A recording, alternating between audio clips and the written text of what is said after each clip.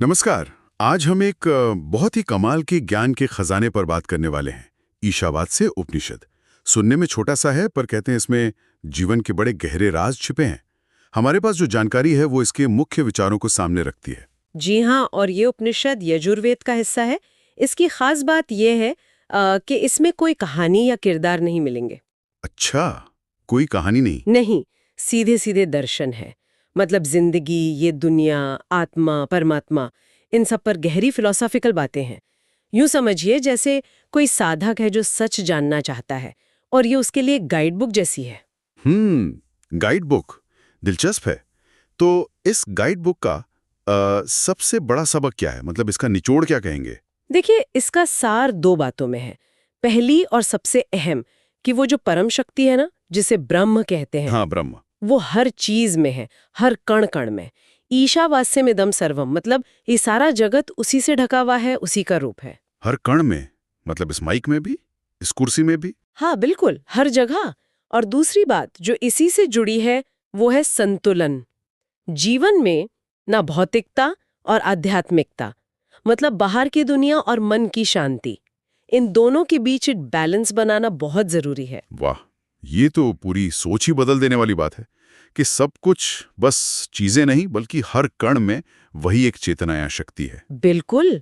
और देखिए, यहीं से वो दूसरी बात निकलती है, अहंकार का त्याग। अहंकार का त्याग, वो कैसे जुड़ा है इससे? ऐसे कि जब ये समझ आने लगता है कि सब कुछ उसी एक तत्व का हिस्सा है, तो फिर ये मैं, मेरा, सिर्फ मैं ही, ये वाला भाव कहाँ टिकेगा। हाँ, बात तो सही है। अगर सब एक है तो मैं अलग कैसे? सही कहा। तो जो जानकारी मिलती है वो यही इशारा करती है कि इस अहंकार से और सिर्फ बाहर की चीजों के पीछे भागने से ऊपर उठने पर ही असली सुख, सच्ची शांति मिलती है। लेकिन ये जो संतुलन वाली बात है, ये थोड़ी क्या कहते हैं, मुश्किल सी लगती है। आजकल की जिंदगी देखिए, इतनी भाग दौड़ है। हाँ है तो। लोग या तो पैसे के पीछे भागे जा रहे हैं, या फिर कुछ लोग सोचते हैं सब छोड़ छाड़ के साधु बन जाएं। ये बीच का रास्ता, ये बैलेंस, ये कैसे बने? क्या ये मुमकिन भी है? देखिए, सवाल बहुत वाजिब है। और उपनिषद ये बिल्कुल नहीं कहता कि दुनिया छोड़ दो या अपनी जिम्मेदारियां भूल जाओ। अच्छा, तो फिर? वो कहता है, दुनिया में रहो, अपनी जरूरतें भी पूरी करो, लेकिन उसमें फंसो मत।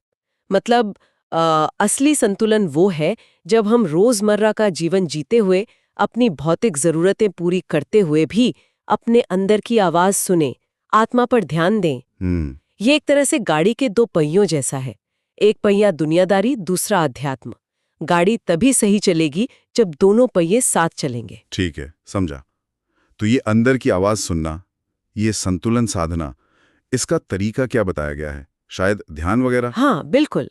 जो बातें सामने आती हैं वो बताती हैं कि ध्यान यानी मेडिटेशन एक बहुत अच्छा तरीका है अपने मन का जो शोर है ना, उसे शांत करने का, अपने असली स्वरूप से जुड़ने का। और आत्मनिरीक्षण, उसका क्या मतलब है? आत्मनिरीक्षण मतलब बस थोड़ा रुक कर देखना कि हम क्या सोच रहे हैं, क्या कर रहे हैं, क्या हम सही दिशा में जा रहे हैं।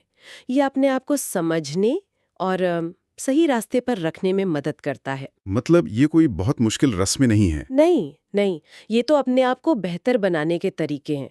जैसे रोज थोड़ा ध्यान करने से मन शांत होता है, पॉजिटिव सोचने से, मैं कम करने से रिश्ते बेहतर होते हैं। तो ये रोजमर्रा की जिंदगी में अपनाने वाली बातें हैं। थोड़ा ध्यान, थोड़ा खुद के बारे में सोचना और वो बैलेंस बनाने की कोशिश करना, चीजों और मन की शांति के बीच। एकदम सही कहा आपने। सार यही है। ईशावास्य उपनिषद हमें यही याद दिलाता है कि असली खजाना, सच्ची खुशी, सच्चा ज्ञान वो बाहर की चीजों में नहीं है, बल्कि हमारे अंदर ही है। हाँ बिल्कुल, वो हमारे अपने अंदर, हमारी आत्मा में है। और जब हम इस समझ के साथ जीना शुरू करते हैं ना, तभी जिंदगी में एक ठहराव आता है, एक मतलब मिलता है, एक संतुलन आता है। ये हमें प्रेरणा देता है कि वो परम तत्व कहीं दूर आसमान में नहीं, बल्कि यही है, हमारे अंदर, हमारे आसपास। जी बिल्कुल यही, हमारे अंदर भी और हमारे चारों ओर भी, हर चीज में। बहुत खूब। और जाते जाते सुनने वालों के लिए एक विचार छोड़ जाते हैं। जरूर।